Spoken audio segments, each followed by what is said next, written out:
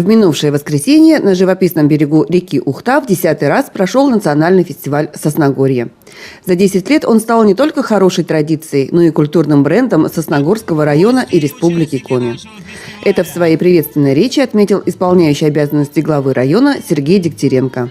Сегодня можно с уверенностью сказать, что наш фестиваль по праву стал еще одним культурным брендом не только Сосногорского района, но и всей республики. Он отражает все многообразие народов, проживающих на территории нашего муниципалитета и нашего региона. Каждый из них самобытен и уникален, и каждый из них является важной частью большой и дружной семьи, имя которой северяне. Главными участниками фестиваля по традиции стали национально-культурные автономии Сосногорского района. Свои подворья представили украинцы и белорусы, немцы и коми, чуваши и казаки. Мастер-классы, выставки декоративно-прикладного искусства и дегустация блюд и напитков. Красный, и смородиновый, и чабрецом любил молодец, чтоб чабрец любил молодец. И малиновый, и земляничный, и клеверы, и иван-чай. Приходите и испробуйте наш чай. Вареники сегодня сделала с картошечкой, с капустой, с творогом, с черникой. Оладушки испекла с тыквой, которую вырастила тоже сама на своем подворье. А вот вареники, какой надо главный секрет знать, чтобы вареники получились вкусные? Душу вложить, сердце свое приложить, и все будет вкусно. Добавляется разнотравье, цветы, ромашка, для того, чтобы болезни все проходили. Не обошлось и без традиционной ухи. В этом году ее варили представители всех национальных подворий в одном большом котле. Судя по тому, какая к ней выстроилась очередь, уха получилась вкусная. Для тех, кто предпочитает активный отдых, была организована большая спортивная площадка. Объединила состязания и конкурсы тематика национальных игр народов Севера.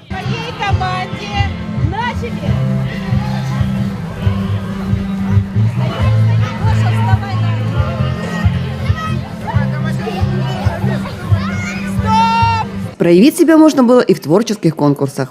Детвора с увлечением рисовала на мольбертах. Те, кто постарше, участвовали в музейном квесте по коми-охотничьему календарю, викторине «Мой город, моя республика», конкурсе чтецов «Сосногорский Парнас». У нас сегодня очень много интересного. Мы и стихи сегодня читаем наших сосногорских поэтов, и отгадываем кроссворды, загадки, пазлы складываем. Поэтому у нас сегодня уже очень много участников нашей площадки. Но особенно нас, конечно, интересует сегодня победитель нашего конкурса чтецов. Уже более 20 участников у нас почитали, и каждый надеется стать победителем. А победителями в конкурсе чтецов стали Елена Белякова, Владимир Рочев и Влада Афанасьева. Кроме того, можно было проверить свои знания по географии республики, сложив карту-пазл. Эта задача оказалась не из простых даже для известного в районе краеведа Валерия Хозяинова. На Сосногорье он приходит ежегодно и каждый раз открывает здесь для себя что-то новое. Я желаю нашему празднику и дальше быть такой же красивым и еще больше людей собирать. Для некоторых гостей фестиваль Сосногорье совпал с личным торжеством. Молодоженам Голубковым выпала честь закрепить свои отношения не только в ЗАГСе, но и под дружные возгласы «Горько» прямо на праздничной поляне завязать ленточку на дереве желаний.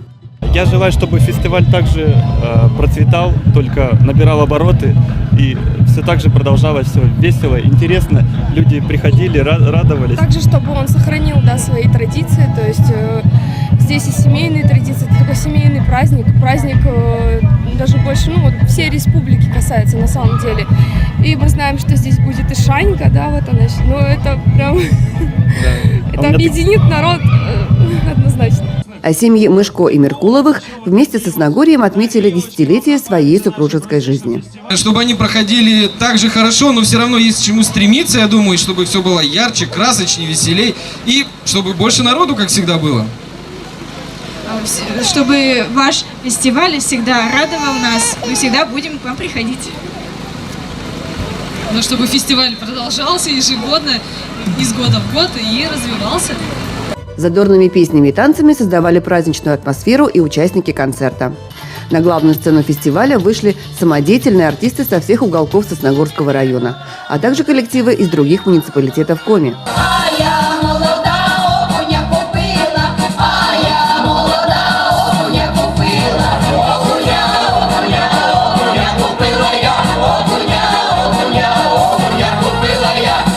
Официальным гостем Сосногорья стала группа «Балалайка» из столицы республики.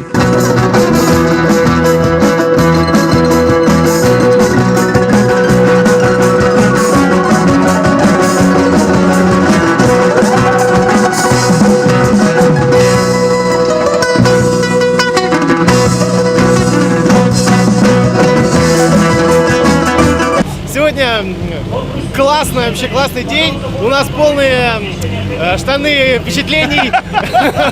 Вот. А вообще у меня сегодня первый раз вообще был на подвесном мосту. И для меня такие впечатления просто, это выше крыши, это класс. Такие вообще места у вас здесь красивые, красота просто. Порадовал фестиваль обладателей не только хорошего музыкального, но и гастрономического вкуса. В честь своего десятилетия Сосногорье приобрело вкус королевы северных лесов – брусники. Кушания и напитки из этой ягоды были представлены во всем своем многообразии.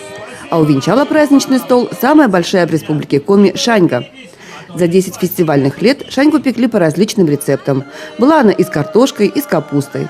В этом году покорила сосногорцев брусничная шаньга. От желающих попробовать ее, как всегда, не было отбоя. Свой 10-летний юбилей Сосногорье отпраздновало шумно и весело. Несмотря на то, что каждый фестиваль чем-то отличается от предыдущего, за эти годы у него появились свои непререкаемые традиции. Главная из которых – это уважение к каждому гостю, который приходит на Сосногорье. С этим и входит фестиваль в свое второе десятилетие.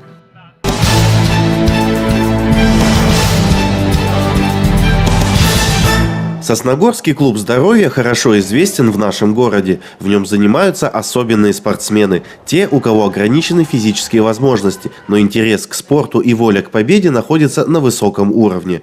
Молодежь и пенсионеры, кто передвигается сам или на коляске, все могут найти в клубе занятия по душе и своим силам.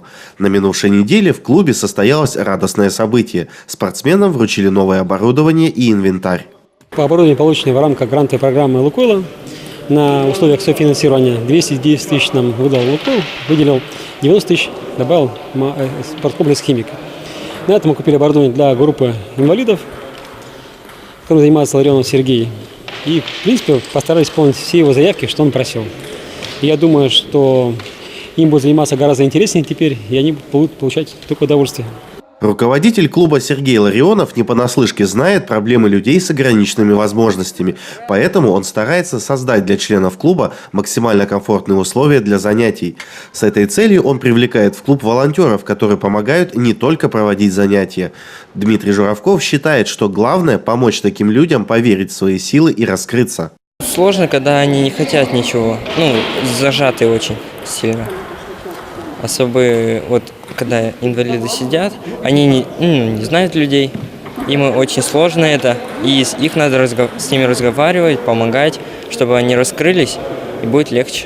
Помощь в работе с инвалидами Дима оказывает безвозмездно и уже не первый год. Говорит, что для него самого это имеет очень большое значение. Мне хочется помогать людям, особенно как нашим, не инвалидам, а людям, которых, я не могу их назвать, особые люди или дети.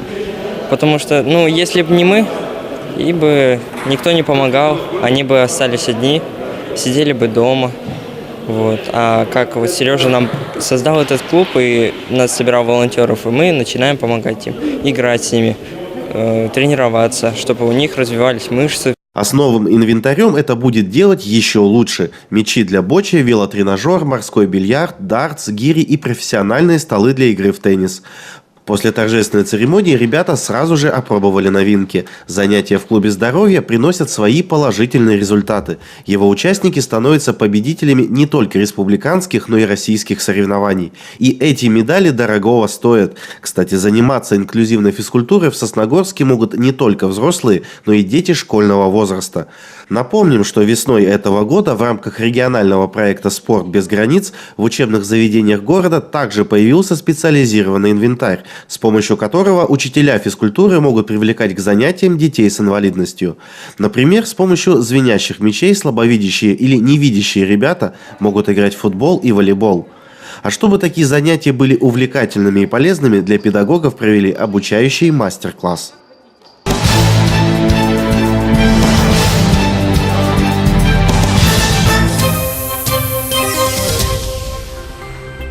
За последние 2 года мы подписали 10 новых соглашений о социально-экономическом сотрудничестве с компаниями, которые раньше не участвовали, к сожалению, в социальном партнерстве.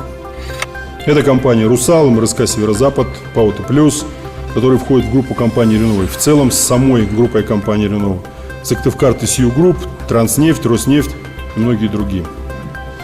Это позволило увеличить инвестиционные возможности в социальную сферу в республике более чем в 3,3 раза.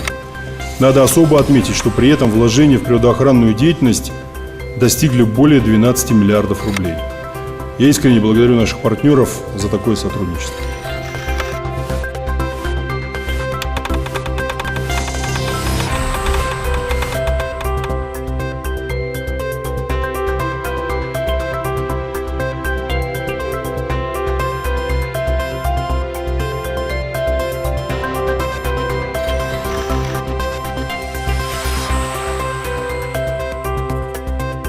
Соглашение носит многогранный характер, системный, и я должен сказать спасибо руководству компании, что это происходит в ситуации четкого понимания.